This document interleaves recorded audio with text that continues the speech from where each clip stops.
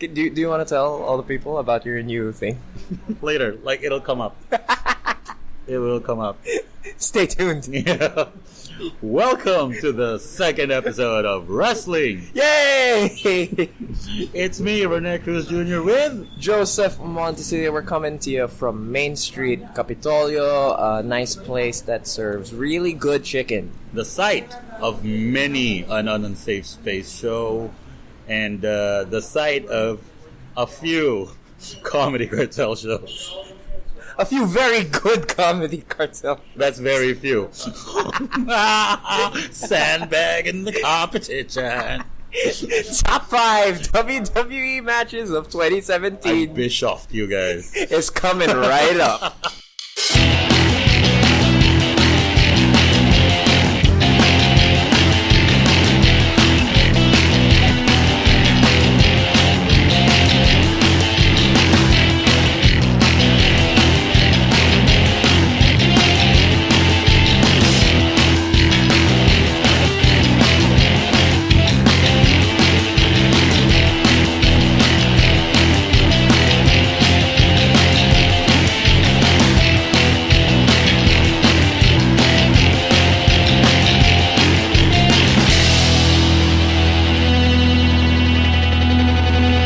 So 2017, pretty decent year in ring for the WWE. And I think that's just generally because there's a greater emphasis on in-ring product. Yep, we can see that from matches like the House of Horrors, Great stuff. Punjabi prison match, Classic. the return of the Great Khali. But the competition is so fierce that neither of those will make either of our top 10. No one's top 10, I think.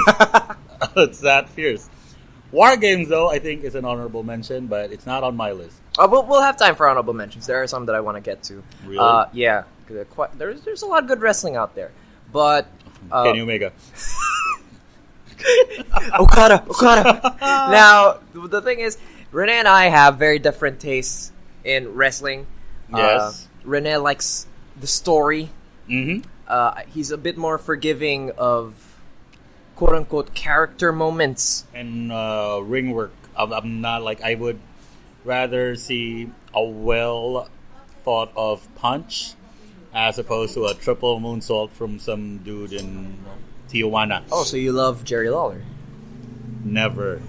I will never love Jerry I'm Lawler. going to send you Memphis matches to watch. 'Cause Yeah. they're amazing. But yeah, this is how different our tastes are. That on our respective top 5 lists, there is zero overlap whatsoever. Nope. So these are 10 completely different matches representing two very different tastes in wrestling. But you were talking about honorable mentions. What are some matches that just barely made the cut for you? All right, here's my before I go to my list and the honorable mentions, I need to get this out of the way. I did not include any NXT matches. Why? Well, I think they're great, Yes, but they are. kayfabe wise, they're not they're portrayed. They're portrayed as the minor league. Because I think it hurts the brand when they call Raw and SmackDown the main roster. Yeah, of course, definitely. So for me, they're not WWE. They're a different. It's still developmental for me. Roderick Strong. But Get a gimmick, dude. But yeah, the fact that they're not in major pay-per-views.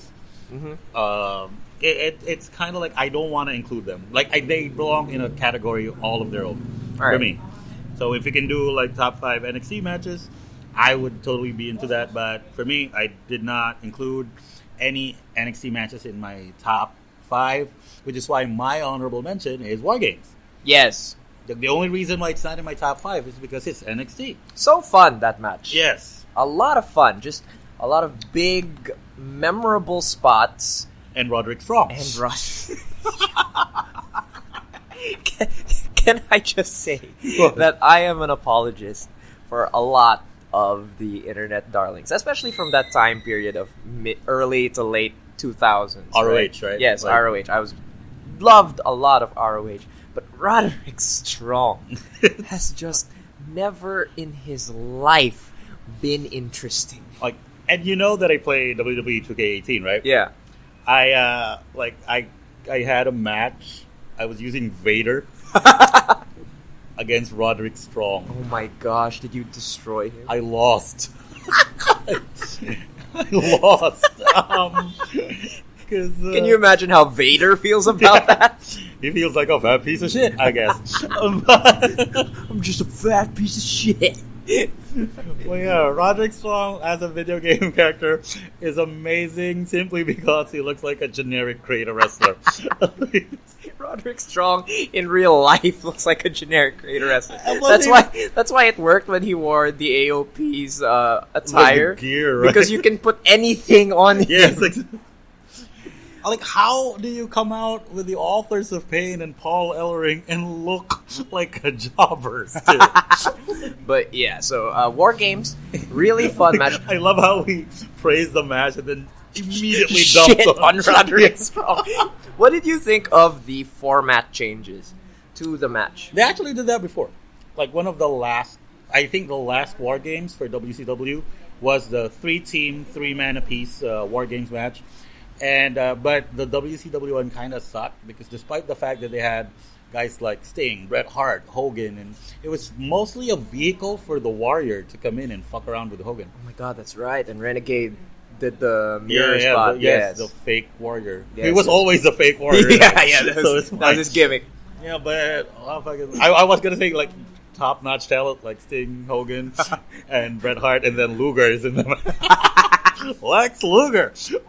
But we talked about this yes. when we were chatting. I don't know the appeal of Lex Luger, but that's another topic for a different time. Another honorable mention would be for me the Shield thing.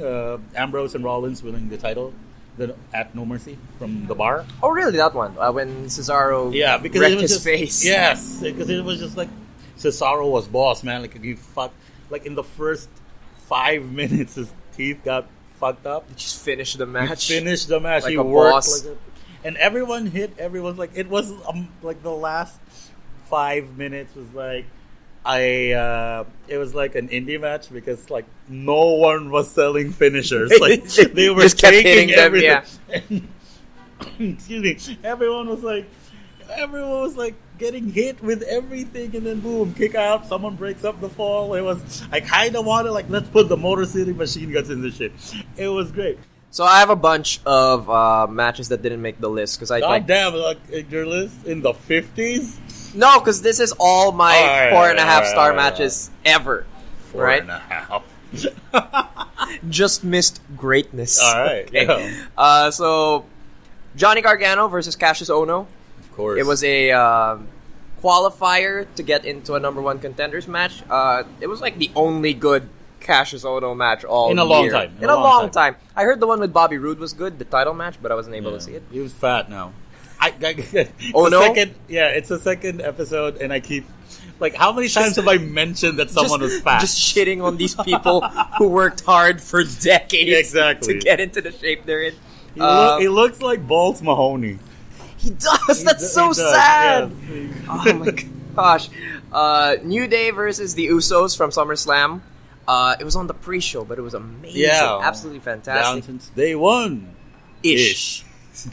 Not quite day one. Yeah, like almost there. Almost. Braun Strowman versus Roman Reigns, their ambulance match. Absolutely amazing. Just Strowman just It was a career maker for Strowman. It really was. I felt that. Authors of Pain versus DIY ladder match. This was the match where Ciampa turned on Gargano. Yes, it broke several people's hearts. But like, come on, man. Everyone saw it coming. Ciampa looks like a heel. He does. He looks like he's going to murder someone. Here's the big one for me that really just nearly made the top 5. Yeah. But there were just these matches that were that much better. Lesnar versus Goldberg. Yes, I originally had that on my list, if you recall. Yes. But I removed it because for storyline purposes, like, it serves no purpose. It's just it's a boost in ticket sales and buys. It was so good. I have never seen a crowd of cynical, just hate-filled internet smart marks change their minds so quickly. Wow, like it was like 10 minutes of non-stop. Not even 10. Yeah, 5. If you include the entrances. Yeah, but just when Lesnar and Goldberg were coming out to the ring, people all the were money just moves were there, right? Yeah, and people were just like, this is fucking bullshit with the part-timers taking up our spot. And they put on a fucking amazing match. Everyone was marking 5 minutes, out. We had a spear through the barricade spot. Yeah, a bunch of suplexes, F5s. No cell finishers. And they made it work. Yes, they made it work because it made sense for their characters. And my favorite spot in the whole thing was Lesnar leapfrogging Goldberg's spear. Yes, because that was like that's the really smart way to. You notice how no one dodges the spear? Almost no one. Yeah, it's ridiculous. Like, and it's not like Goldberg. Like he never moved fast, and it looked 10 times better than Rollins's spear into the pedigree. Yeah. Because he couldn't hook the arm, so it looked weird. Right. What I like, I don't know if you remember the spot, Edge and Batista. Edge went for the spear, Batista caught him with his thighs, Batista bomb. With his thighs? Yeah, man. It was. It just sounds weird. It just jumped a bit, and then boom, his head is between Batista's legs. Batista lovingly surrounded Edge's head with his thighs. But yeah, so those were the honorable mentions. Well, I have one more. Oh, you have one more. What is it? Kenny Omega versus Okada. Because I feel like if we don't mention it, people are gonna get mad. Yeah, we'll be crucified on like the internet. 1 and 2 sucked. 3 was the only good one. They had 6 out of 5, but you have to distribute those stars in 3 matches. They averaged out at 2. Look at I know, like everyone Naito. Listening to this, everyone listening to this. Look at these fucking smarks. Look at these 2 comedians ripping apart the greatest match ever booked. Greatest match. Okada. Mega. Alright, let's get into the top 5 Boom. WWE matches of 2017. You want to start or should I start? Your turn. Alright, okay, I'll start. Number 5. John Cena versus AJ Styles, Royal Rumble 2017. That's good. Monumental match, just historically speaking. Yeah, Cena matching the 16-time world record. Woo! Woo! Ric Flair! So much to love about the match. The stadium they had it in, it looked great. Yes. Did you notice that the Rumble crowd hasn't looked that good in a long time? San Antonio, baby. Yeah, they packed it in, mostly with people hoping that Shawn would come back. But they were looking forward to Shawn versus AJ. The power of a Photoshop promo. It's the only Photoshop promo that sold tickets. Well, that's kind of like I kind of have beef with that because I'm a big Shawn Michaels mark. Yeah, of course. And like they had it in San Antonio. Can't he just like have a fucking promo? Come on, man. Like I don't know where he was. I don't know what happened, but he was definitely in town. So yeah, man. Like when they used him, fucking NXT Takeover as a guest ref. No, he wasn't even on the Takeover. Oh, he was on a house show. He super kicked Adam Cole. Baby. But yeah, great match. Cena is a fantastic big match worker. Yes. Like, they call him Big Match John for a reason. Mm-hmm. And I always love AJ, like, bumping like crazy for bigger guys. He bumped like an idiot for Cena. The kind of elevation he got on the back body drops that Cena was giving him, I haven't seen since the likes of Marty Jannetty circa 1990. I can't believe you just compared AJ to Marty. But... Again, this is another reason for the internet to crucify us. Okada. Omega.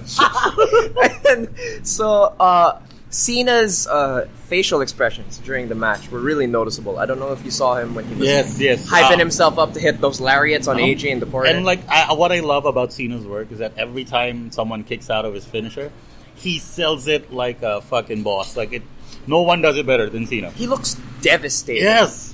Like, it's like he's hopeless. He just stops like, oh my god, it's done, or I'm losing this match. He the one thing with that though is that he does kind of use it to stall sometimes. Yes. And it becomes noticeable, for example, in the SummerSlam match with AJ. He took ages, like fucking Ice Age, getting he kicked out of the finisher. But yeah, this match didn't have any of that. It was just straight up action, bell to bell.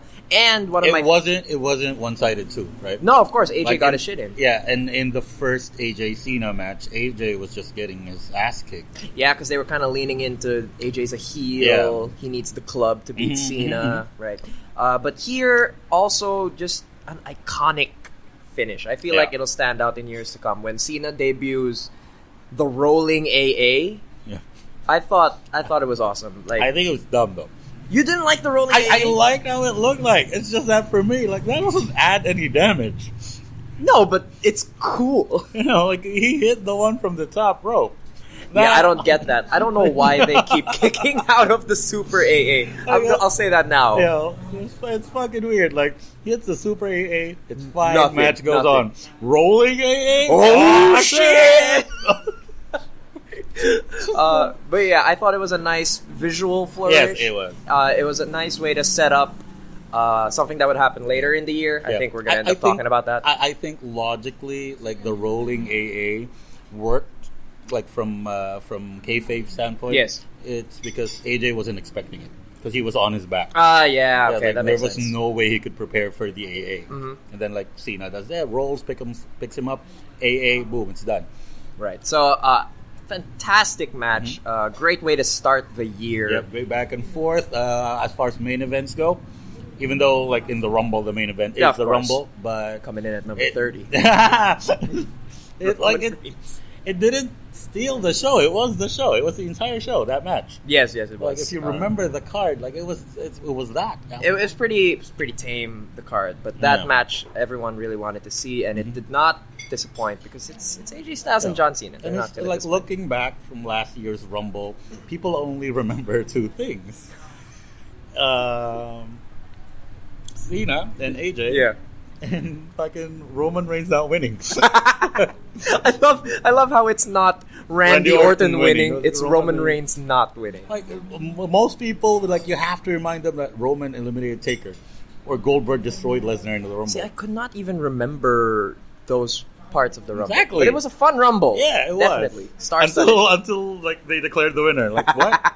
Oh. Orton, really? I waited an hour for this? Like, all right, you're number 5. My top 5 is the Hell in a Cell match between the Usos and the New Day. This was one that was also on my honorable mentions, but I wanted to let you get the jump on talking about it. Yeah, because I'm a big fan of the Hell in a Cell match. Uh-huh.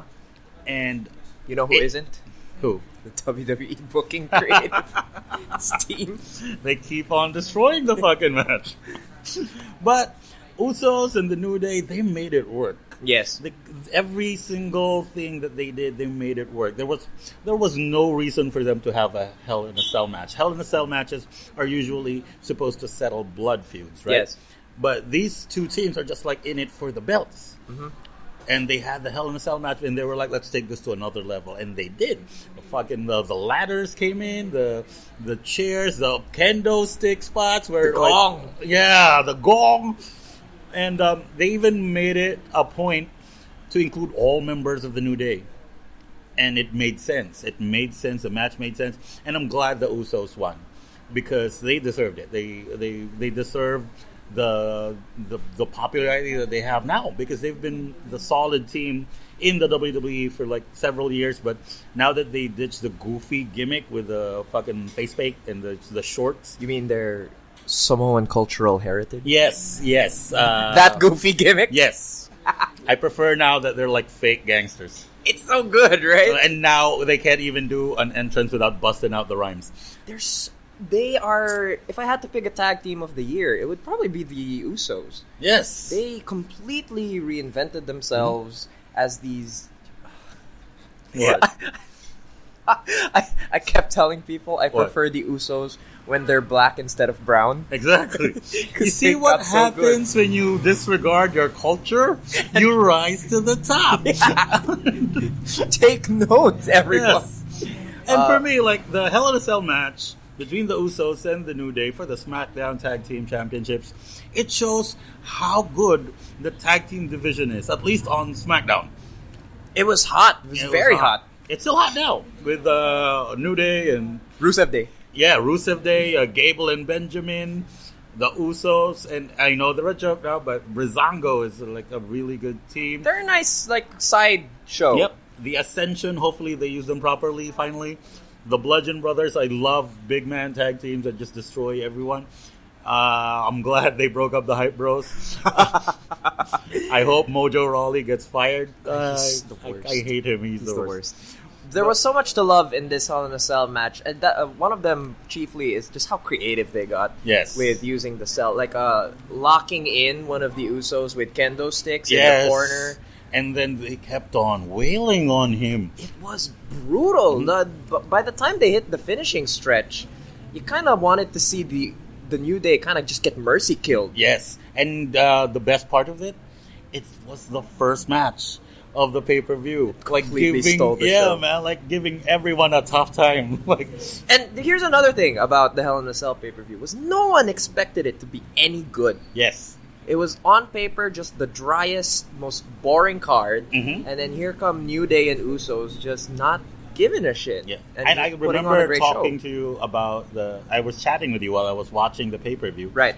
And there were a lot of unexpectedly good matches, like Ziggler and Rude. Mm-hmm. It was in the. Well, you're alone here. I don't like either guy. So. Yeah, but it was in the dead spot, the one before the main event. Right. But it was a really, really good change of pace. Before we go to another ultra-violent Hell in a Cell, here's two guys just exchanging holds, ending the match with a roll-up.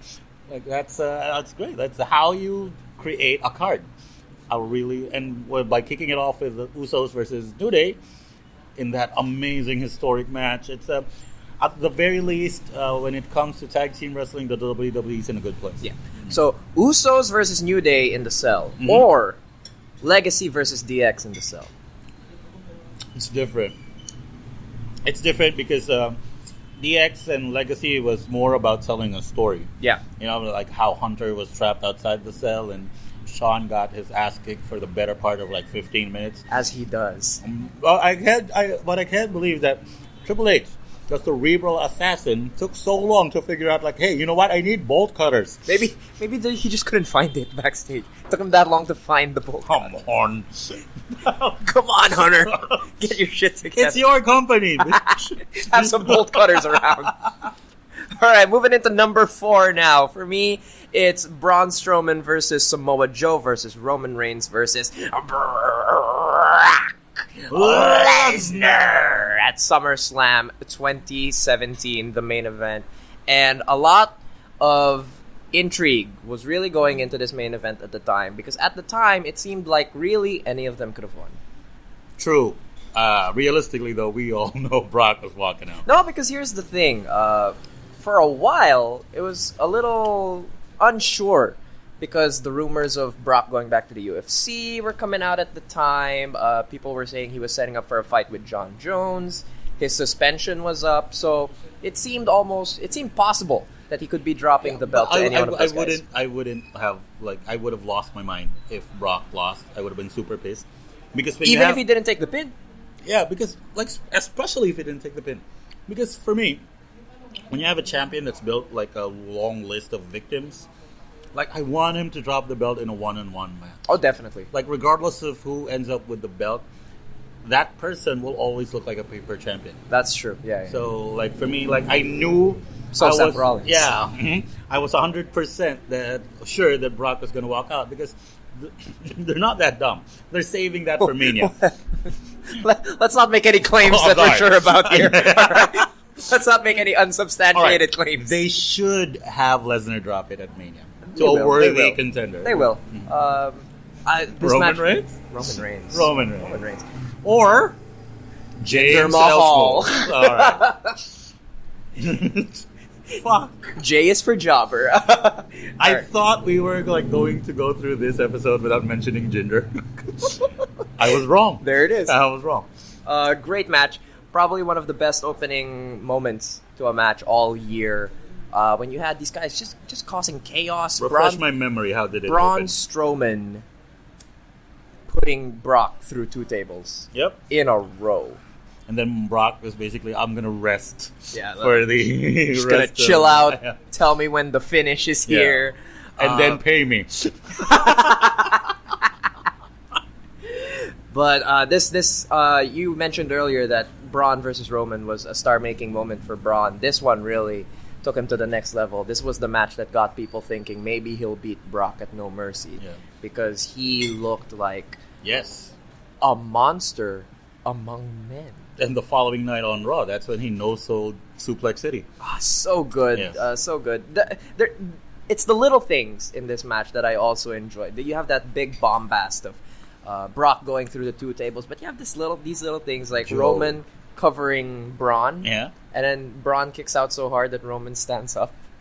Like Braun kicks out so hard that Roman gets put on his feet. It was beautiful. You have Joe, man. Joe really brought it for that match. He was kind of lost in the shuffle. Yeah, but the thing is, like, no one expected Samoa Joe to win. Yeah, no one. But he put on he was part of it. Like, he had these working boots on. Yeah, man. Like, he made sure that he's not an afterthought in that match. Like, for a fatal 4-way, it's always tough to make sure that everyone plays a role. Yes. But, yeah. If there's one thing, though, about all these multi-man matches, is that they became too common this year, if you notice.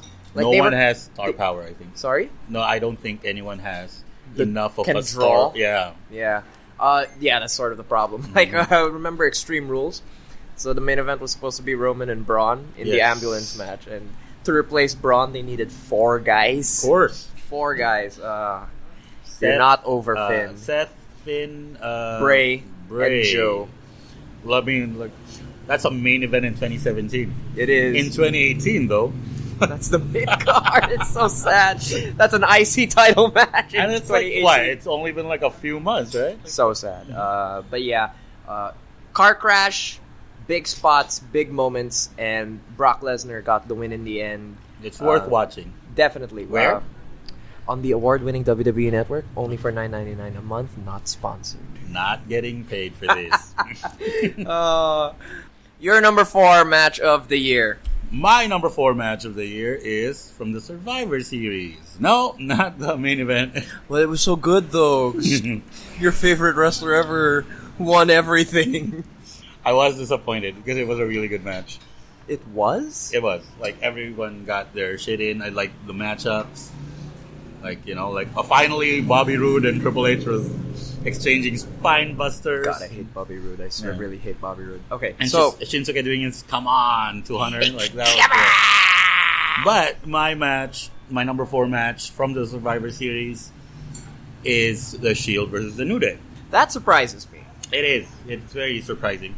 But let's disregard the fact it was an amazing match. Great match. Great match. I have a big problem with the concept of Survivor Series being Raw and versus SmackDown because they're in the same company, and they've always been able to change the rosters at a whim. So the concept doesn't really hold that much weight with me. But in the weeks building up to Survivor Series, the Shield and the New Day, both leading their respective brands, they made me believe that it mattered, that the war mattered. Because, the New Day led the SmackDown locker room into Raw and did shit that I think was a crime. they shouldn't have been allowed to do that. And, literally illegal. And then who gave payback? The Shield showed up on SmackDown, almost fucked up Shane McMahon, power bombed him. And they didn't need the rest of the Raw roster. So that was from a storyline perspective, I was in the match. I was going into the match hot. Then, let's take into consideration the fact that it was the New Day, the most dominant trio in the past couple of years. And then the Shield, the most dominant trio for the past 5 years, both together and separately. So you have this kind of star power. And then we all know that all 6 men can work. Yes, all of them. And they showed it. They showed it off. They didn't even they gave them enough time to do their thing. It was a great match. And for me, as a big Shield fan, it was the Shield reunion that we didn't get at TLC. Yeah, at long last. Long last. And against better opponents, too. Yes, the New Day. Instead of that monster match, a Dungeon of Doom. Triple Cage! Fucking, instead of fighting Kane, Braun, the Bar, and the Bar, Again, like they're like. I know they're great wrestlers. They're fantastic. Yeah, but it was ridiculous. It was insane. I guess, like, I don't care how good Seth, Dean, and Roman are. Like, there's no way you're gonna sell me that. Yeah, it wasn't gonna work. Yeah, but they leaned into it. And then, like, fucking Survivor Series comes along. The Shield finally back together against the New Day. And the New Day was super serious. No fucking jokes. No goddamn, what was that thing that Xavier plays? The trumpet. Francesca. The trombone. Whatever. Yeah. Someone commenting below. It's a fucking trombone. Idiot. Do you even watch wrestling? Yeah, man. Why did you trombone a dick and then we'll talk?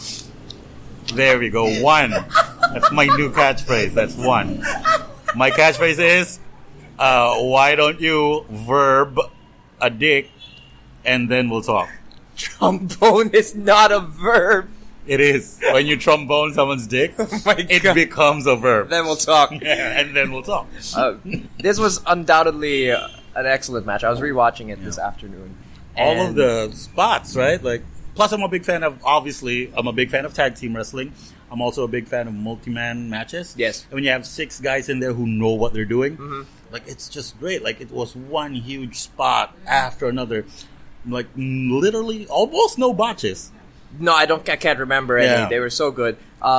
Great finish with the second rope shield bomb. Of course. Because they gave each other everything. The double midnight hour. Right. The shield bomb. Their individual finishers. Kofi being Kofi. Seth being Seth. Yes. And Dean. I saw an interview. Someone was talking about how after they hit the triple power bomb, right? And Dean is just flexing, like, look at me. And someone had to scream at him, like, it's not over. You gotta cover him. Cover him, you idiot. It's great. It's really great. I think it was on one of the shows on the network, the award-winning WWE Network. But yeah, great match. All 6 guys, just fantastic. And I love how Dean Ambrose can just take a beating. He's very good at it. Yes, it works. It works for his character. It works for his style, or his in-ring style. Roman kind of getting in, like kicking all 3 of the New Day's asses. Being a boss. Yeah, and all of everyone got a Superman punch. Of course, yes. Like, I was expecting him to Superman punch Seth and Dean. Like, for the sheer hell of it. Like, hey, I'm Roman Reigns, motherfucker. It's my yard now.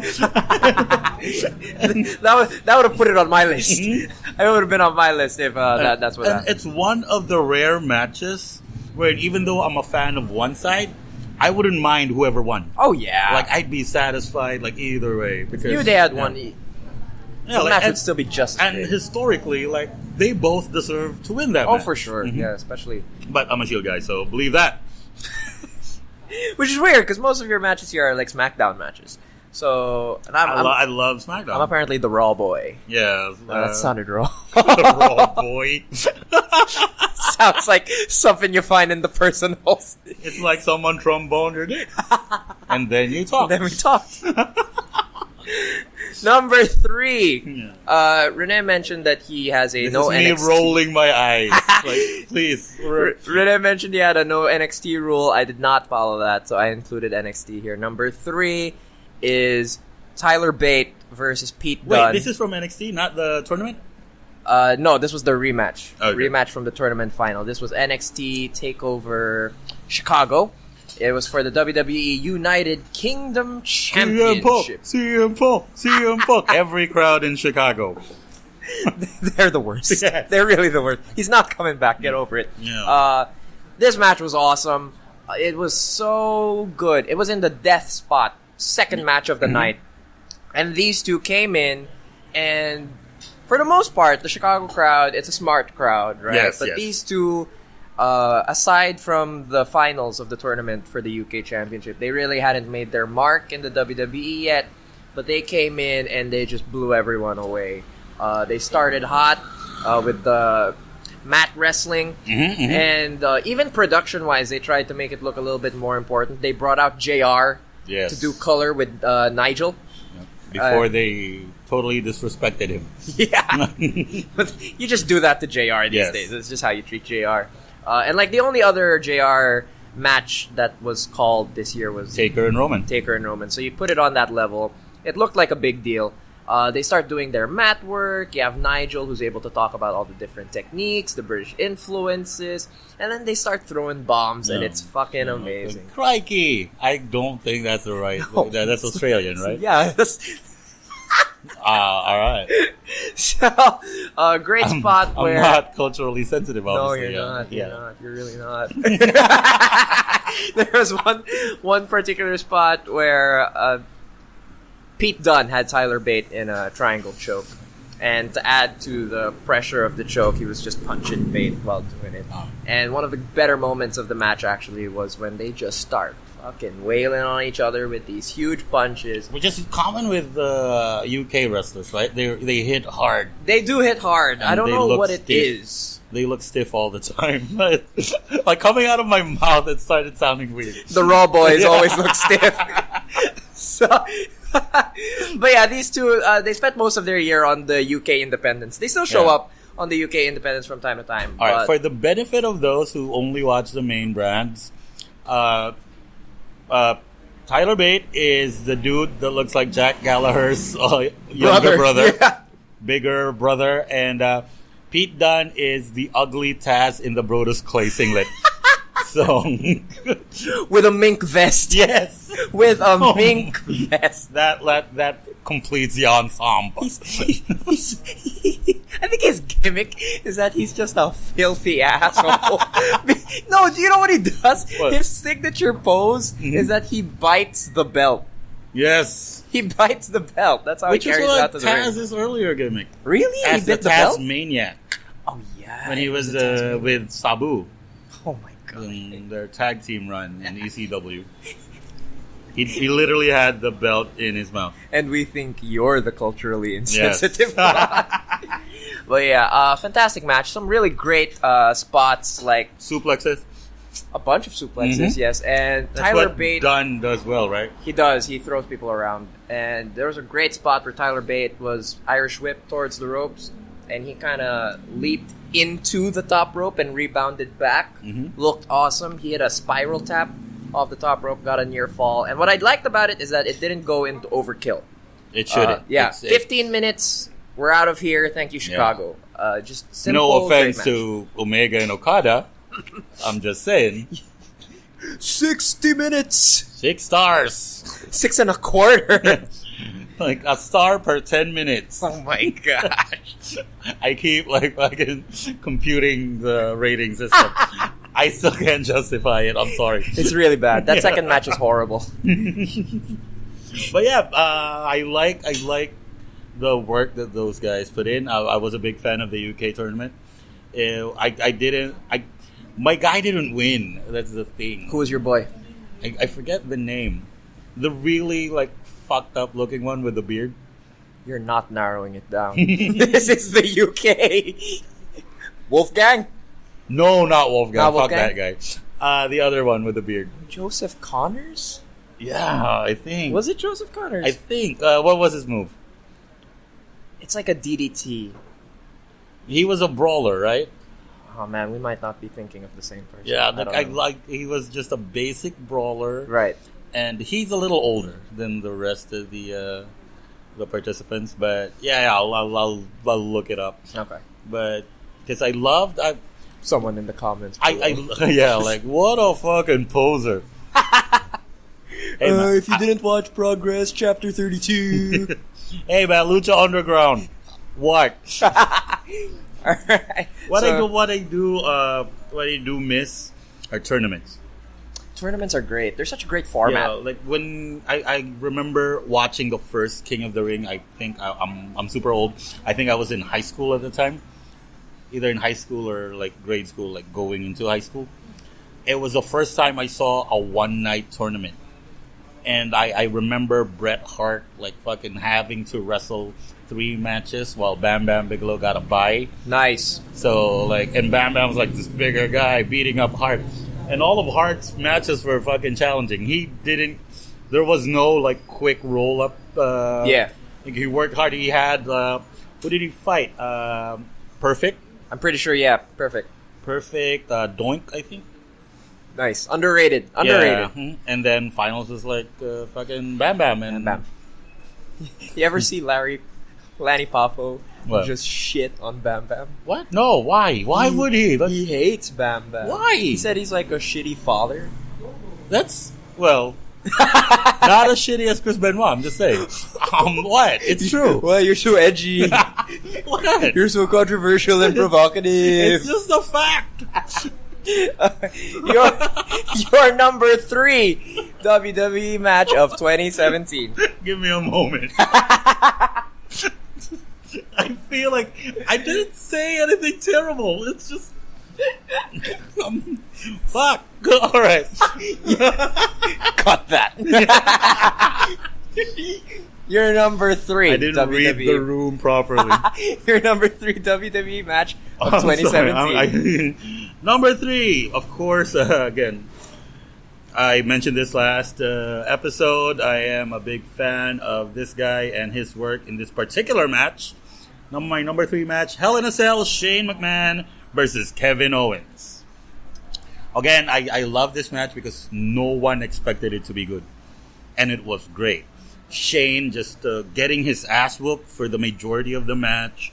It was amazing. Like, he was taking bumps. I've always been a fan of Shane McMahon because his dad owns the company. And he doesn't need to do this. He doesn't need to do shit. He doesn't need to jump off the Tron monthly. He doesn't even need to be on TV. Exactly.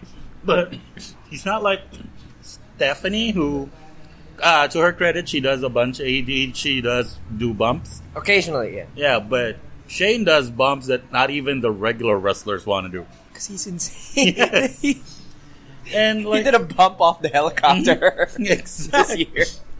And like, it was like a house show.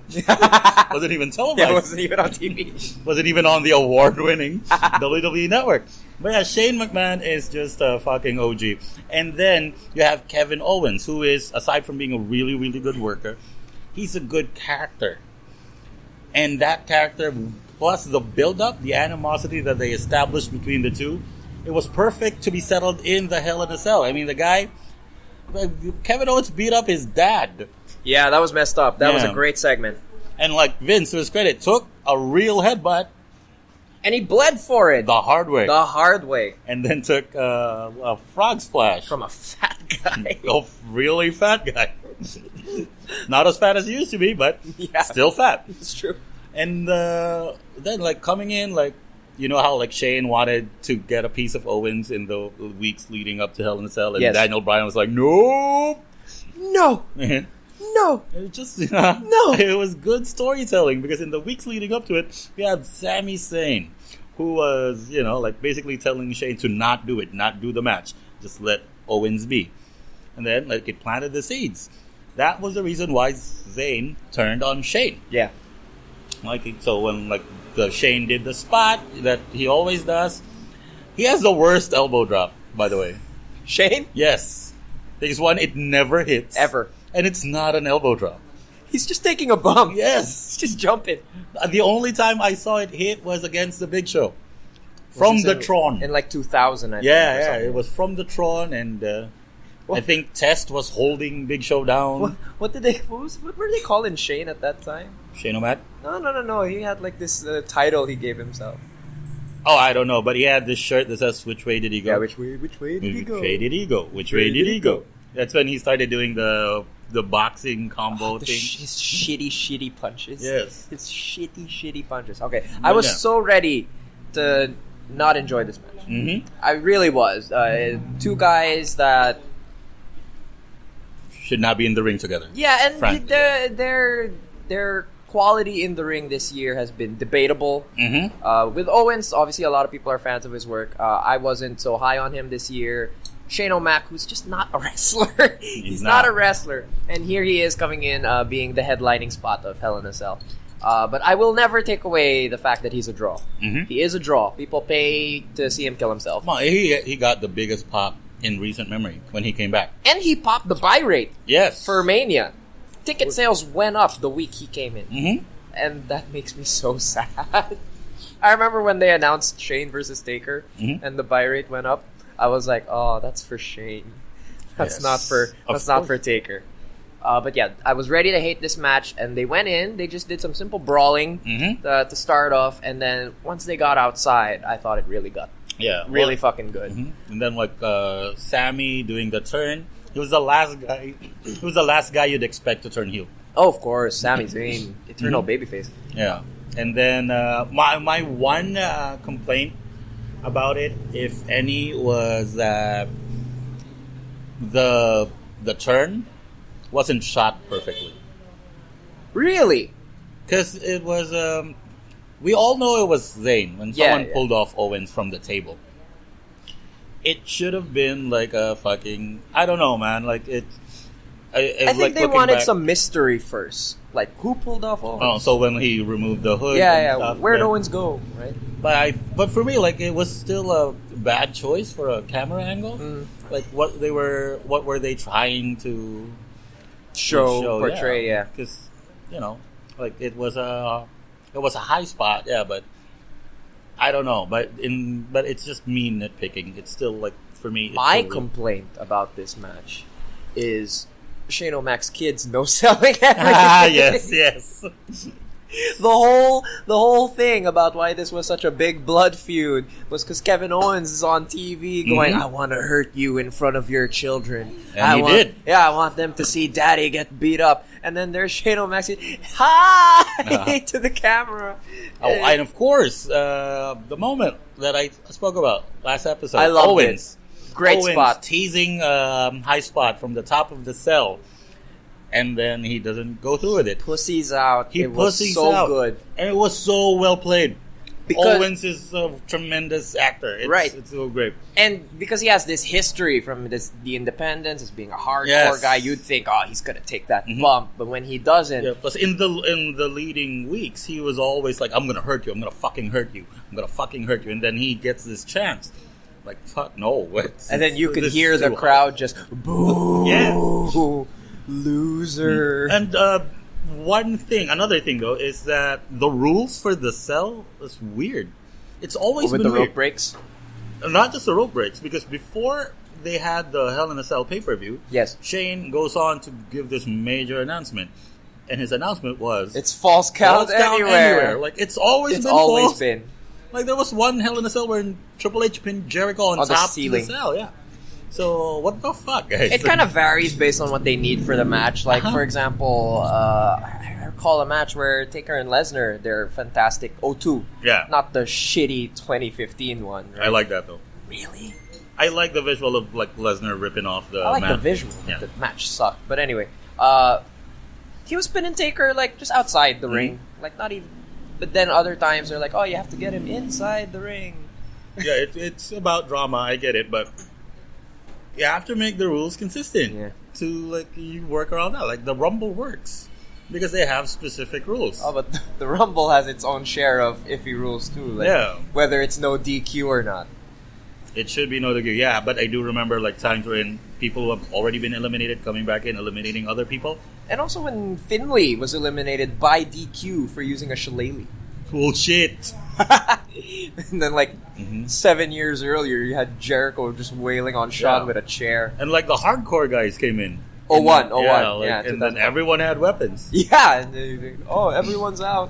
Which is, like, a really smart way to do the Rumble. Like, I don't care what number I pick. I'm coming in with a fucking sledgehammer. Yeah. But, apparently we left that in 2000. Wrestling. Yay. That was my number 3. Nice. I think it's great. Number 2, best WWE match of 2017. This one blew my mind. We're going into like really just legendary historic status with these upcoming matches for me. Number 2 for me was Brock Lesnar versus AJ Styles from Survivor Series. This was Lesnar on fire. This is me on wrestling. Yay! This was, man, people were all up on Lesnar it's too sweet for so long this year about being lazy. Yes. And I blame Dean Ambrose for this, by the way, because he put this narrative out there that Lesnar is lazy. But I based from what I've read and heard some people say, Lesnar didn't want to do specific spots with Ambrose.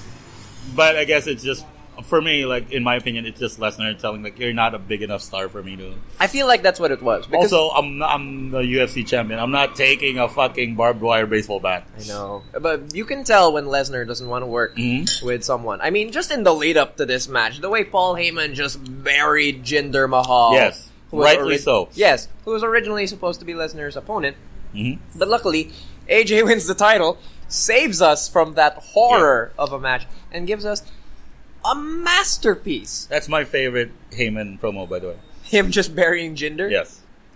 Why? There were like historical references.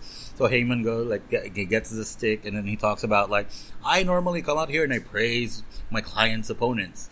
Like, Roman Reigns, John Cena, The Undertaker, even Finn Balor. There was this one time he gave Balor the rub. But you, sir... and then shits on him for a solid 5 minutes. I know. And everyone was marking out it was because so good. Everything he's saying is what everyone was thinking. Like, fuck this guy. Jinder didn't deserve this match.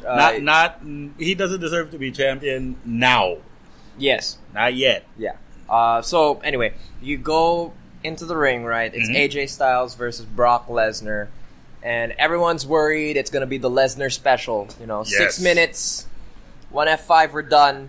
But instead... he takes the finisher, and then he kicks no-sells. out. Yeah.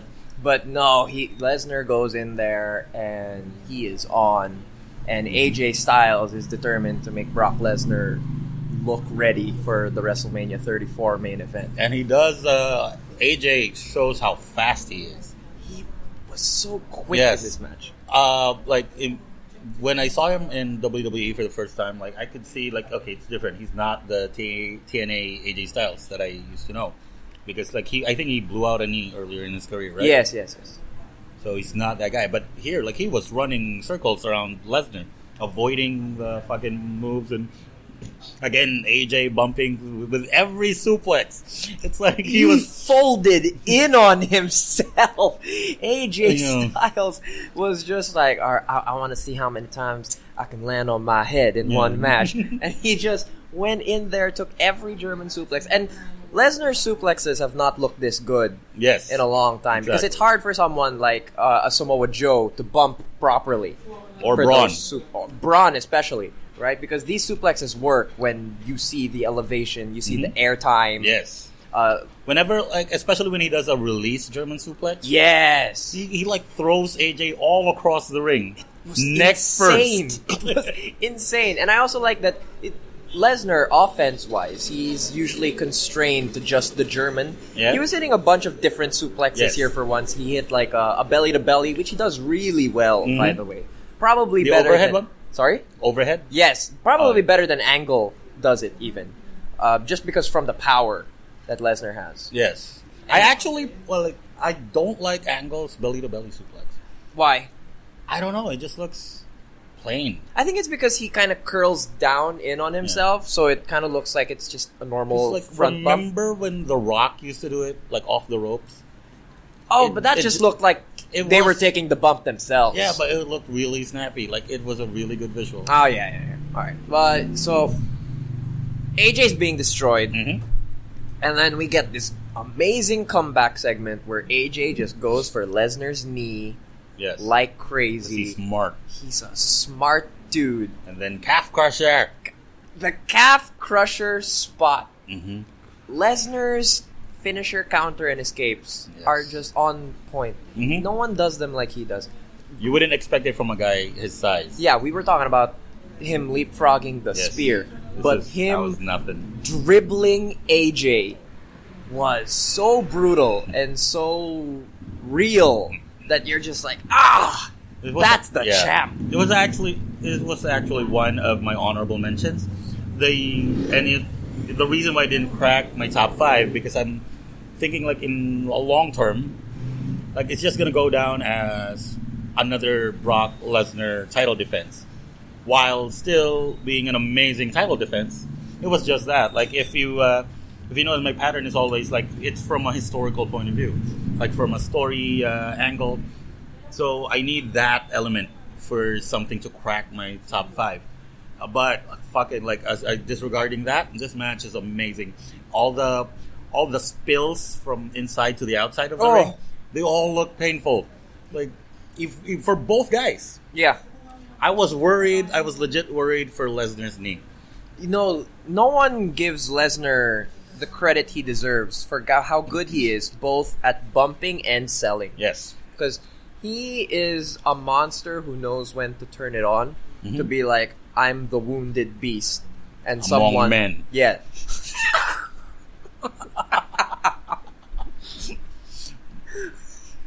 That's true. Like, and what surprised me is that there was no blood. I didn't need blood for me. No, but Lesnar likes bleeding. I don't think he likes bleeding. I think he's just very fragile. I like a strong breeze, and then he bleeds. Yeah. He hard ways all the time. And I don't think it's by choice. Like, I wouldn't be surprised, like, one time if he's doing that jumpy thing. Yeah. He's doing, like, when warming up for a match, and then he starts bleeding. He just buckets from jumping up and down. Like the Sandman. But yeah, that's my number 2 match of the year for the WWE. Yes. Lesnar versus Styles. It was probably my 6th, I guess. Just Lesnar. missed it. Like, Just missed it. That's So what, good. after the match, I literally did that. Wrestling. This is why I'm a fan. Yay! And like, it solidified like AJ for me. Like, Shawn Michaels smart, and for me, like, AJ's the new Shawn. Yeah, Like, no denying it. He's the new Shawn without the attitude problem or the drugs. And more flat earther conspiracies. Yeah, like that. Like, I'd take the drug-addled Shawn Michaels over flat earther AJ. Oh, sad. Your number 2 match of the year. I'm gonna give you so much shit for this one. Yeah. This is it's because you're a hater. It's the triple threat match on SmackDown for the US title. It's AJ Styles versus Y2J, Chris Jericho, and Kevin Owens. You got some splaining to do on this one. Alright. Now, based from what I read, the only reason why Owens won the belt in the previous pay-per-view said they fucked up the finish. I've heard a lot of different things about that finish, and it looked bad. It looked abrupt, right? Like, because Kevin did a roll up and then 3, fucking new champion, and everyone's like, what? And then next episode on SmackDown, Owens like bragging about being once again the new face of America. So was he the new face of America? Probably. Yeah. I thought it was Trump, but fuck. All right. Then AJ, of course, demanding his rematch. Of course. It was the opening promo for SmackDown. And, everyone in the crowd, yeah, fight, do it. Fucking, what happens next?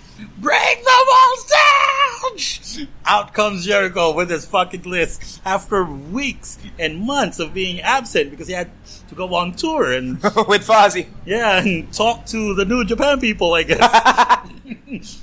And then he comes out, fucking does another killer Chris Jericho promo, making fun of Owens for, among other things, being fat, and while still whining about, being his former best friend. Of course, yes.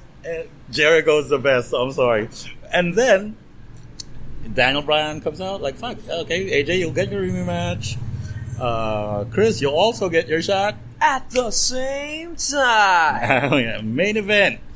It was a triple threat match.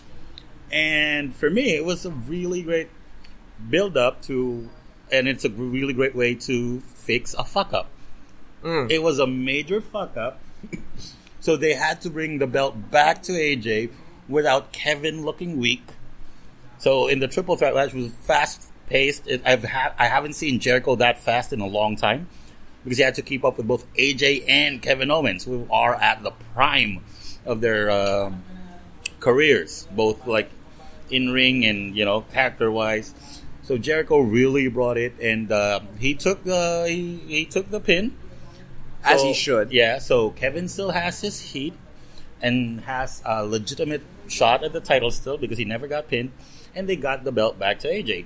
All 3 men looked great in that match, and for me, like, this is the best display of how to showcase your number 2 belt, because this is how you manage your characters. Everyone still has their cred. Match wise, it was great. Everyone got their shit in. And my favorite part of this triple threat is that it gave new life to the AJ Styles Kevin Owens feud, and still reminding everyone how great Chris Jericho is. For me, no. Just no. It was a TV main event. That's another thing. As far as TV matches go, you rarely get significant TV moments. At least this was before the AJ Jinder match. Jinder. But for me, it made me feel like a young wrestling fan again. Like, oh my God, I never expected Jericho to show up. Right. I never expected. I remember watching the Attitude Era, and you always wanted to watch because you never knew what was going to happen. And it was one of the rare. For me, it wasn't just this match; it was the entire SmackDown episode. Right. That makes me this. They should do this more often. Yes. Properly. That's a big. Yeah, I got you. So for me, it was a good TV episode, right? Mm-hmm. I like when episodes of Raw or SmackDown, they have this plot thread that goes through them and it leads up to the main event. Yeah. Elias. Let's not give Elias shit. He's getting over. Yeah, he is. He's getting over. All right. He can actually sing, by the way. He can actually sing. Fucked up. It's weird. WWE hates people. Mm-hmm. So, for me, it was just a good show. A simple way to fix the alleged botch from the night before.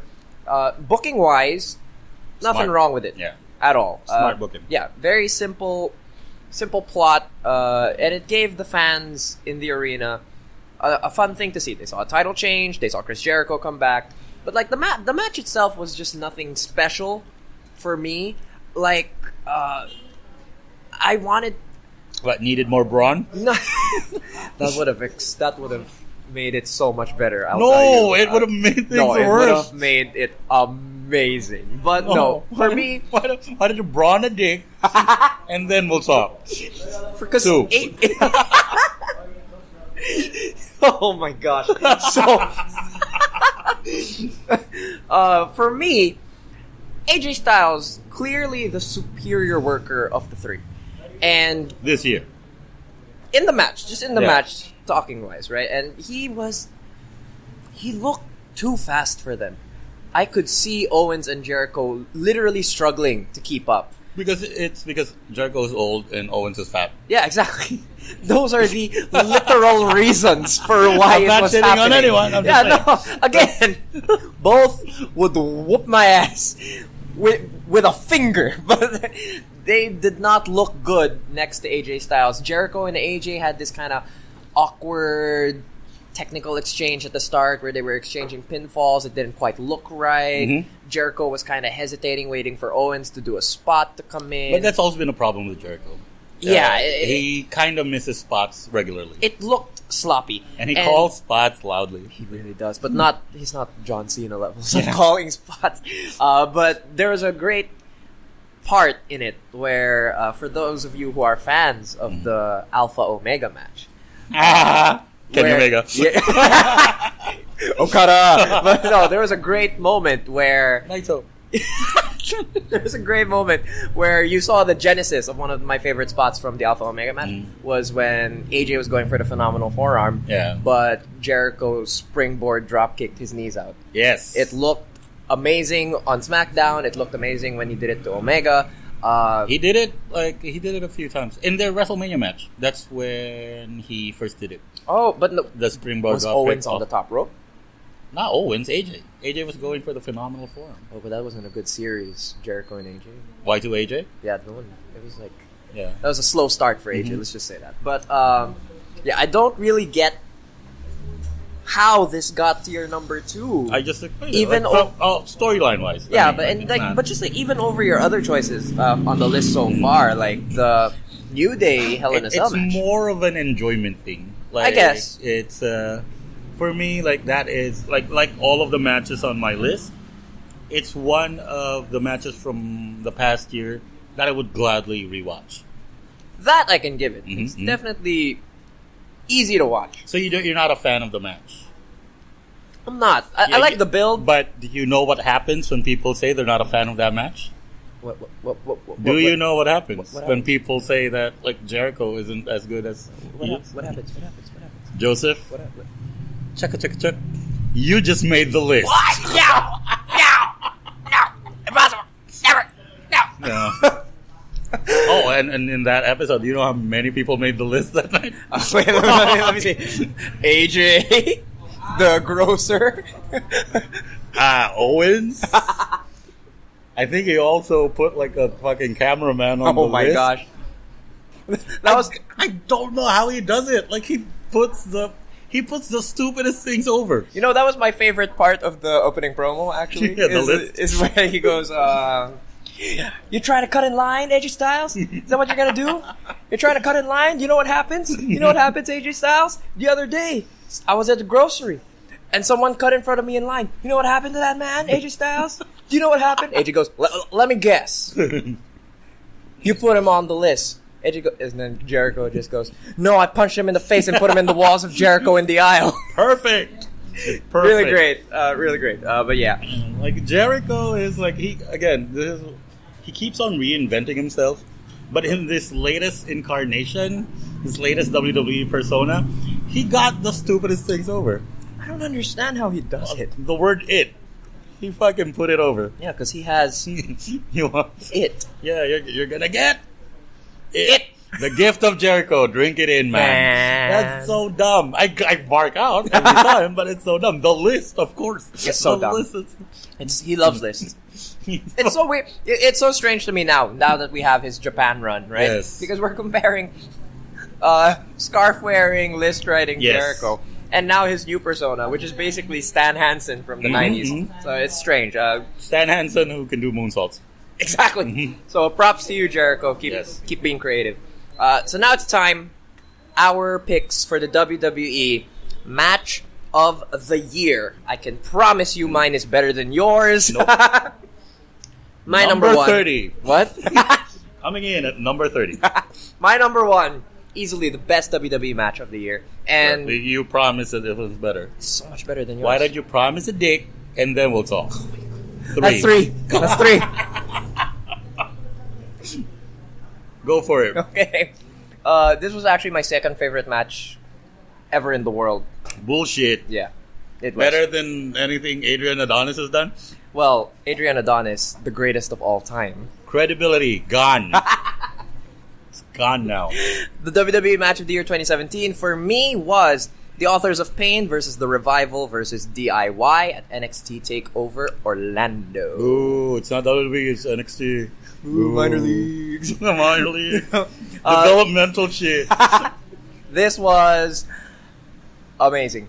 It really was. It was. I watched it. My match of the year last year was DIY and Revival 2 out of 3 falls. Maybe you just have a hard on for Gargano. Did you ever consider that? No, but it's not even Gargano who's my favorite in the... Because I think the Revival as a pair... Yes, of course. ...are better than Gargano as a and I love that theme song. Which one? Oh yeah! All day, all night. It's my favorite theme song now. You know how their catchphrase is "No flips, just fists"? Yes. You ever see that sign in the crowd one time? No. What? Woman brought in a sign that said "No flips, just fist me." The Revival though, they're like you know how they're like a throwback to the old school? Yeah, they're the Brainbusters, basically. Yes, but, no Arn. They look like Arn. Just the one. Dawson looks like Arn. I think it's Dawson. I can never... Scott Dawson. Dash. Yeah. No, sorry. Wait, fuck, you're right. I can never tell them apart. I think Dash Wilder is the younger one. The one with the facial hair? The one with the hair? Yes. Right. Scott Dawson looks like Big Bully Busick.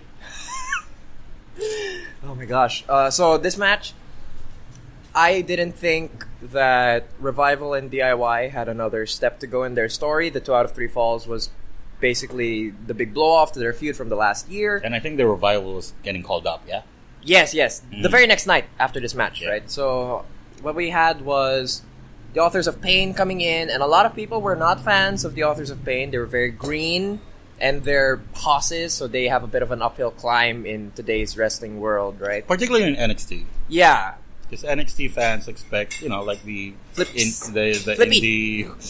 indie internet Gotta stand up after a power bomb off a ladder through a table, Leo. We love Roderick Strong. That's what we do. Oh my gosh, the worst. Sorry, Roddy. Okay, so, anyways, what's happening is that AOP come in, they beat DIY for the titles after DIY had fought so hard for them all year to get it from the Revival. Someone got hurt, right? Was it Ciampa? Storyline-wise. I can't remember. If there was a storyline injury, I can't recall. I think was. Someone was actually injured. Ciampa. All right. It was Ciampa. And so anyway, they go into Orlando, these three teams, the three hottest teams in NXT. Because in recent years, past couple years maybe, the tag division kind of overtook women's division as the hot one in NXT, right? Yes. Because NXT keeps on bringing these amazing teams. Yes. Like, I thought their division would die when Cass and Enzo and the Ascension and a bunch of them got called up. And then we were left... Especially the Ascension. Yeah. Like the longest reigning fucking... And then they're fucking jobbers now. That sucks. Sad. So sad. But, we got these three excellent teams. Mm-hmm. And the story was so simple. We cannot beat Authors of Pain alone. And they had to team up. That's starting the opening minutes of the match where you see DIY and Revival, they're kind of talking shit to each other. And then they all just turn and face Authors of Pain. Splooge City! I remember that. It was cheating. For me, that was a little unfair. Also, your DIY, it means do it yourself. And then here you are teaming with people. You're not really doing it yourself. Hashtag DIY. I'm just saying. Don't forget that officially their name is hashtag DIY. God, that's the fact that they're a tag team already disputes that. Like, Jesus Christ. It's basic logic here. So, the story is the two teams have to work together to take down the Authors of Pain, and there are these great spots, like all four guys having to take down one of the monsters and put him through a table off the apron. It took all four. They booked AOP so strongly. Such a mark. It was so good. It was so good. The double submission on both AOP guys where members of both teams were working them over. Yeah, and then Paul Ellering was fighting off a stroke. That was match of the year. Yeah. Paul Ellering versus his blood pressure.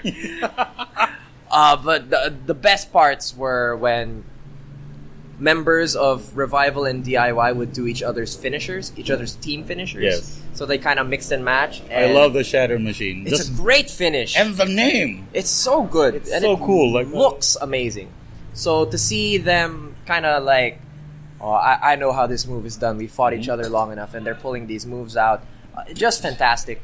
I will give you that the closing minutes slow down. Yes. When you're left with Revival. The fans were kind of confused. These are two traditionally heel teams. They didn't know who to root for. But they always got cheers, though. Yes. They always get cheers. But even now, on Raw. Other than that, when they're not hurt. It's so sad. Yeah. Because they're so fantastic. They're the best team in the world. Fuck you, Young Bucks. Yeah, man. Cease and desist. Okada! Omega. Just 5 stars all the way. This match was amazing. I am a big fan of this match. I remember I was watching it in the office. Yeah, that's what I do. Hello, Rene's boss. I was watching it in the office, like, instead of writing the lies that I normally write. And I was like, fucking Johnny Wrestling, man. It's those double suicide dives. I love stereo spots. Yeah, they're really good. And Authors of Pain, I've never been a fan. None of their moves make sense to me. I think they're good in their role. Yes, but... And I'm glad they're not tag champs anymore, because they don't make sense to me. Like, what was the thing where they powerbomb each other, but they bump? Yeah, they kind of bump them? Yeah, like, that doesn't hurt. It's just a little love tap. And then they do the powerbomb, and I can't tell them apart. No one can. I thought there were the Briscoes at some point. Like, the Briscoes who just ate a lot over the past 5 years. They wear the same thing, and like, what's up with those masks? But I like the masks. You don't like the masks? I don't. Again, it doesn't make sense. They're the Authors of Pain. How does that explain the masks? They write your pain. Yeah, but authors don't wear masks. Chapter 1. The Power masks. bombs. Love tap power bomb. Also, I'm a big fan of the revival. I remember in NXT, I was a big fan of Enzo and Cass, and they fought the revival in London, I think. Yes. And like they make being a heel tag team work in an era wherein like we're done with that shit. They're the only ones that do it now. The Bar doesn't wrestle like a heel tag team. No, they just wrestle. Yeah, because like they normally do, and Sheamus and Cesaro are really good. Great workers. Yeah, but they're not a great team. They're not great heels. They don't get heat. No, they're not even a great team. Because Really? when you watch the revival, this is tag team wrestling. They're And like so fluid. And like I told you, I'm a big fan of tag teams. And like when I first started watching wrestling, like I was a Hulkamaniac. It was the 80s. It was required. But my favorite parts of every pay-per-view was always the tag teams. And back then, they had real tag teams. They had guys like Demolition, the Rockers, guys who would dress alike. And Adrian Adonis. No, he's not a tag team. He's a person. But he's AA. Arn Anderson. But and then I saw the revival and that kick-ass entrance music. Oh, yeah! All Like, day, all night. Calling themselves the top guys. Oh, that's so douchey. Yes. They're such They're- assholes. And they're always like, I love how they're low-key gay. Calling themselves the top guys. Like, you know how they would always hug? They non-stop hug whenever, like, Because in wrestling, when you're gay, yeah. you're a bad guy. And your Gold Dust. Or the Velveteen Dream. He's so good also. Can I Yeah. just say he was so good? Yeah, Black Rick Rude. Basically. That's basically who he was. But yeah, when the first time I saw the revival, like I'm gonna fucking watch these guys. Like, Injury. yeah, Injury. like I remember Blake Murphy. Who? He was. Oh, was this Alexa Bliss's team? Like yeah, like yes. I kind of like got them confused. Of, who was Blake Murphy's tag team partner? Let's see. Fuck knows who his tag team partner. Yeah, well, Blake Murphy was like a low rent Val Venus Wasn't looking it like motherfucker. Blake and Murphy? No, Blake Murphy and another guy. Who the fuck knows? I don't know. Who would have thought the manager was gonna be the star in that Yes. team, huh? I'll play Super Card again because they're in my cards. Right. So, But the revival, like seeing them work, and then I've been watching them until this match because that's where like they got called up. And when they got called up, I was so excited because like, you know, like they're taking on like guys like the Bar and the New Day and the Shield. and Carl Anderson and Luke Gallows. And what happened was like one guy's jaw gets wired shut. And, Another guy's leg gets yes, wrecked. it's like the tag team version of Hideo Itami, and That's sad. But like I said, this is not in my top 5 simply because it was NXT, and I think you're going to segue into my number 1. Yes. So Give you so much shit for this. By contrast, like historically, people are going to remember the Revival DIY AOP match as like a great match. Of course. But it doesn't really leave a dent in history. We've had great matches.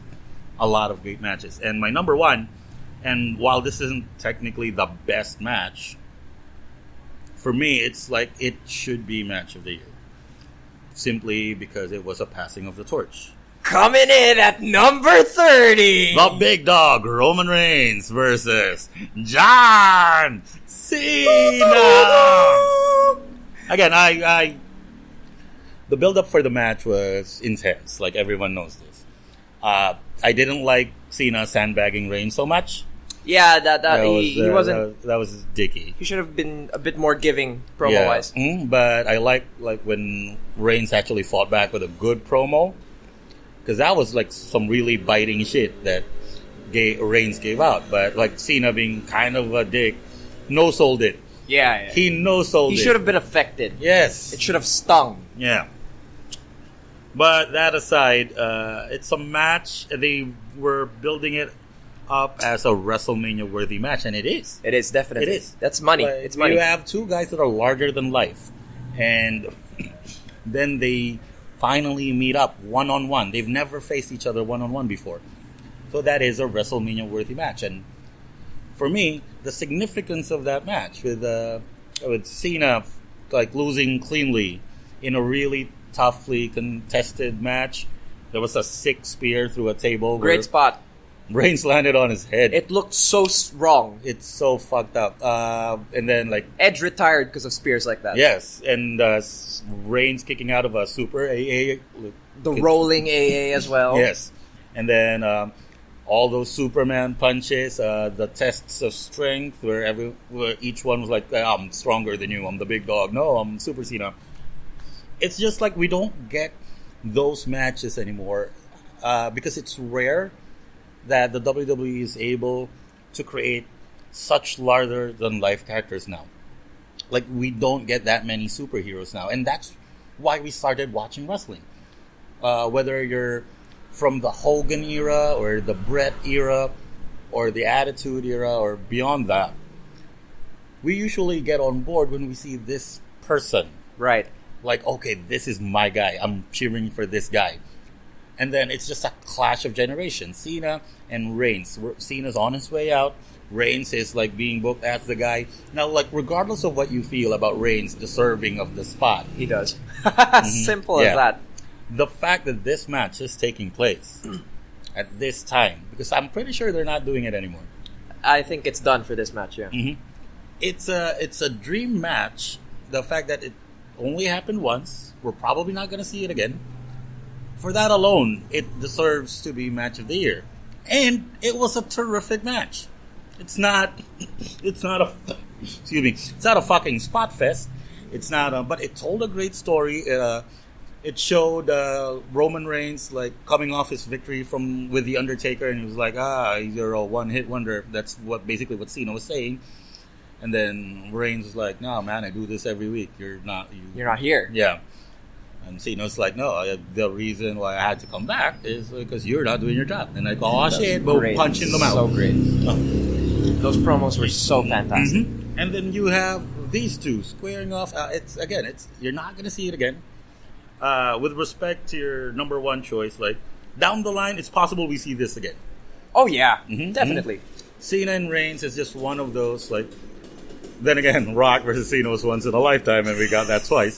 So history may prove me wrong. They always knew they were going to do that. So yeah, but with a match like this of this magnitude, my only complaint is that it should be at a WrestleMania. Cena should not have fought The Miz. Reigns should not have fought The Undertaker.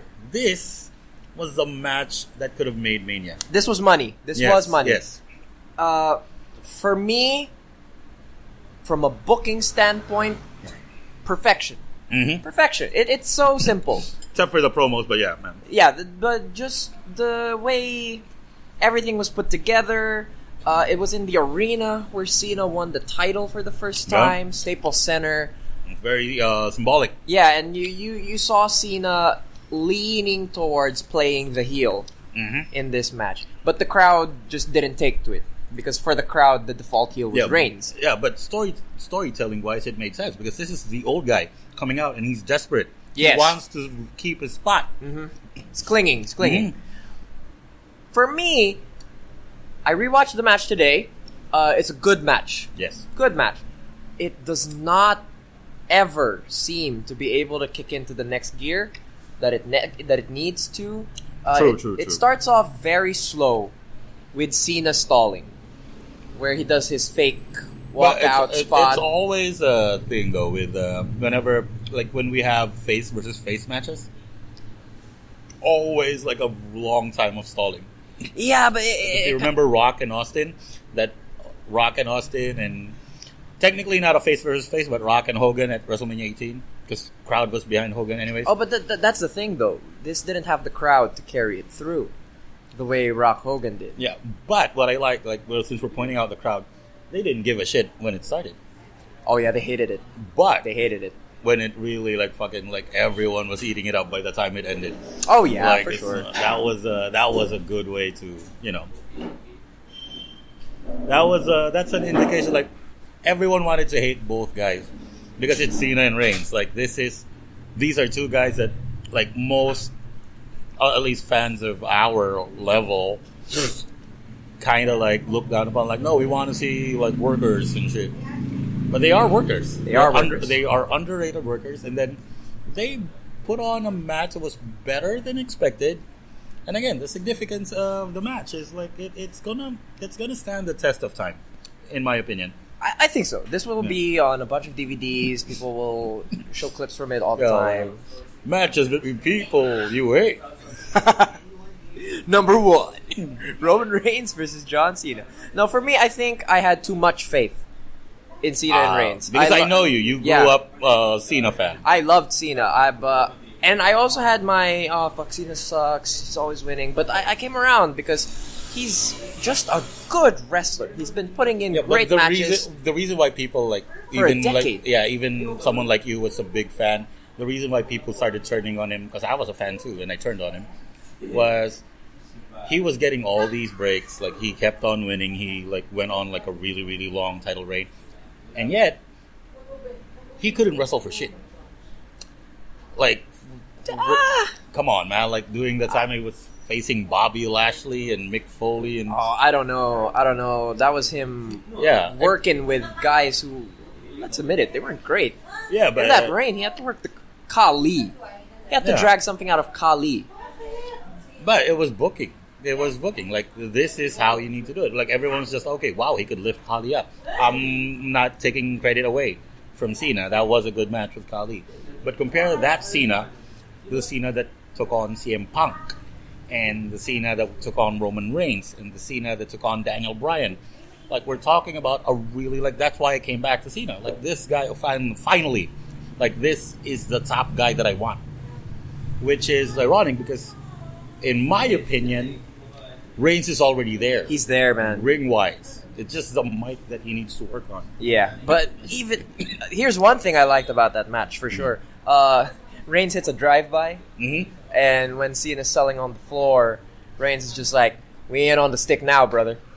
Yes. We ain't on the stick now. I was like, that's the guy. And don't you love moments like that? Like, all right, this is what a guy like that would say. Yes. That is character consistency, and this is you sticking to the story that you told. I think Reigns is very good at that in particular. He knows when to turn on the swagger. But yeah, for me, it was kind of slow to start, and I think a lot of the problems with this match is how much damage has been done to the AA as a finisher. I could not buy in to the first 2 or 3 AAs because you just knew, no, that's not enough, right? It was only ever a question when he hit the rolling AA, which has been meter. It wasn't charged up yet. Like, it just should have been full. It was building up. Yeah. Then your finishing move, right? Yeah. The AA was kind of demoted to like signature status. But I like the spear through the table, even though, Roman, please stop bumping like that. You're gonna. You're young. You're young. Give us a few more years. Shit. You're so great. You're gonna kill your career. Please stop bumping on your head like that. The Super AA, which Reigns kicked out of. Everyone kicked out of it. Doesn't really matter. Except for Orton. Orton is weak. He is weak. And then you had, of course, the final rolling AA, which Roman kicked out of, and I thought it was too soon. To kill that? Yeah, looking back on it now, the odds are they probably just invented the rolling AA to give it to Reigns.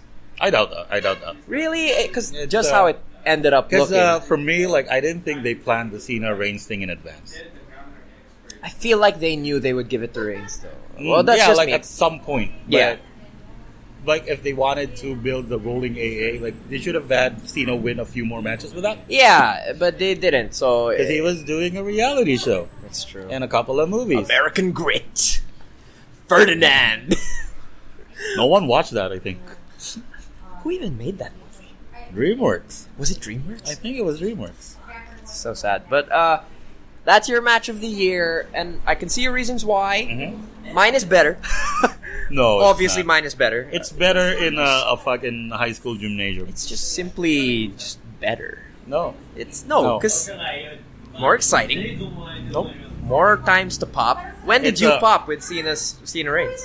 The spear through the table, Reigns winning the thing that you mentioned. Went on the stick now. Oh, that's true. Well, Come on. This is just you like being DIY and Omega. revival. That's just you being Okada. Don't even start. Roderick with me. Strong. Yeah, Roderick Strong, PWG. American Wolves. Don't be shitting on no American Wolves around. No, they suck. Motor City. Come on, man. Motor City. Motor City's really good. Yeah. But yeah, those are our favorite. Where are they now? Sorry, like if I'm offended. Killed the outro. Sorry. Where are the Motor City Machine Guns? They're my favorite tag team. Oh, they're ROH Tag Team Champions right now. Word? Yeah. Alright. I don't know. I'm gonna start watching ROH again. It's not worth it. Really? Dalton Castle. I don't have to watch the entire thing. A lot of people like Dalton Castle, but I just don't get it. Yeah. 2017, I guess. Mm-hmm. Those were our favorite WWE matches of the year. Mm-hmm. There's Right. probably a comment section below. Yes, you can shit on my choices and As you should. and you can suck up to Joseph's choices. As you should. No, it's a matter of being like a real. Keep in mind, I'm the guy who watches every week, not just the everything. Well, that's because I'm busy watching stuff from Japan and from the No, 80s I've watched in everything. between. Oh, whatever. I've seen all wrestling. If it involves a guy in tights in between ropes, seen it. So you've been enjoying those Jackie Fargo matches with No, Jerry Lawler? there's nothing to enjoy. You're the worst. We're gonna do an episode. I'm gonna force you to watch Memphis. And I'm gonna force you to watch Triple A shit. Oh my god. I do not get Lucha. Triple A. I'm sorry, Triple Triple A. A. Thank you for tuning in. We have been The Stupid 2. I am Joseph Montecillo. And my name is Rene Cruz Jr. And thank you so much for listening. We will see you on the next program. of wrestling. Yay!